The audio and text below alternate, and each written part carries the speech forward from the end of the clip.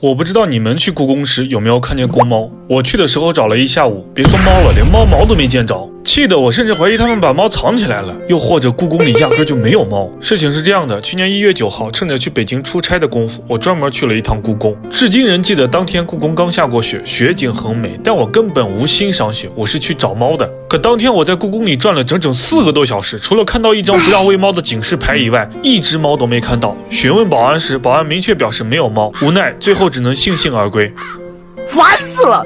后续我在网上搜了搜，发现跟我一样悻悻而归的网友比比皆是。所以故宫里到底有没有猫？其实有，并且还是200多只。但要想见到这些猫，得靠缘分。因为故宫里的猫大致可以被分为3类。故宫非常大，目前只对游客开放了一部分，但对游客开放的区域人太多了，太吵闹了，而猫咪又喜欢安静，所以第一类公猫，也就是大部分公猫都生活在未开放区域，由专人照顾，这里安静无人打扰，猫咪生活更惬意。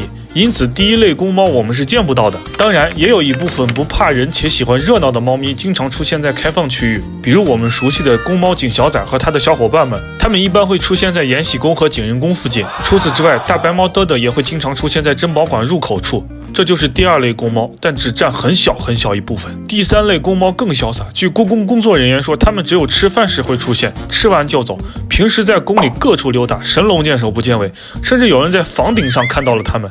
看到这些照片，我甚至感觉它们会飞。所以故宫里是有猫的，但大部分公猫都不会出现在我们去的地方，只有很小一部分公猫会被幸运的人遇到。因此去故宫后能否看见公猫，完全得靠缘分，不可强求。最后我想问一句，你们见过公猫吗？